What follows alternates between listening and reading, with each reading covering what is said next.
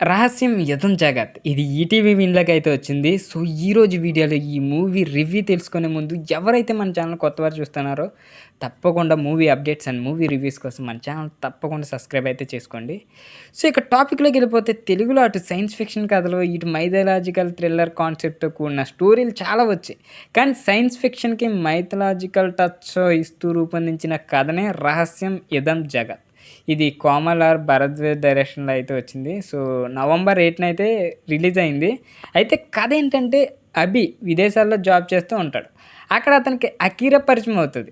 ఆ పరిచయం ప్రేమగా మారుద్ది. తన తండ్రి చనిపోవడంతో అకీరా ఇండియా వెళ్ళడానికైతే సిద్ధమవుతుంది.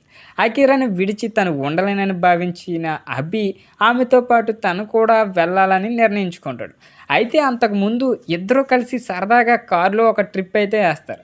అలా ఫారెస్ట్‌కి సమీపంలోని ఒక బార్‌కైతే వెళ్తారు. అక్కడ వారికి అరుణి, కళ్యాణ్, విశ్వతో పరిచయం అవుతుంది. తప్పనిసరి పరిస్థితుల్లో వాళ్ళంతా ఒక రాత్రి ఒక ఇంట్లో ఉండవలసి వస్తది. అరుణికి time travel, worm hole, multi universe అనే అంశాలపై అవగాహన ఉంటది. అందుకు సంబంధించిన విషయాలపై ఆమె పరిశోధన కూడా చేస్తూ ఉంటది. శ్రీరాముడు, శ్రీకృష్ణుడి కాలంలోనే అలాంటి సైన్స్ ఉందనే విషయాన్ని కూడా ఆమె వాళ్ళ దగ్గరైతే ప్రస్తావిస్తది.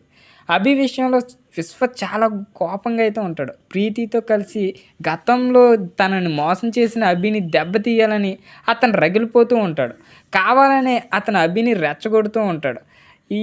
అప్పుడు అభి ఏం చేస్తాడు?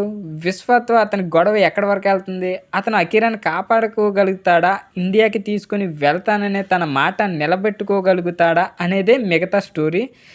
కథ అంతా కూడా విదేశాల్లో అయితే జరిగిద్ది. అభి, అకీరా లవ్ స్టోరీ చాలా సాదాసీదాగా అయితే స్టార్ట్ అవుద్ది. ఆ తర్వాత నిదానంగా ఇతిహాసమైన రామాయణాన్ని టచ్ చేస్తూ సైన్స్ ఫిక్షన్ దిశగా ముందుకెళ్తుంది. ఇతిహాసాన్ని ఉదాహరణగా చూపుతూ ఇప్పుడు కూడా టైమ్ ట్రావెల్ చేయొచ్చని నిరూపించే ఉద్దేశం దిశగా అయితే ఈ స్టోరీ నడుస్తుంది. ఈ మధ్యలో శ్రీచక్ర వేరు అనే సంబంధమైన ఒక ప్రయోగం అయితే చోటు చేసుకుంటుంది.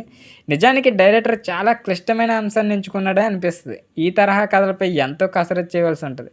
డైరెక్టర్ ఎంతవరకు క్లారిటీ వచ్చిందనేది ఒక విషయం అయితే దాన్ని ఆడియన్స్కి ఎంతవరకు అర్థమయ్యేలా చెప్పాడనేది మరో విషయం.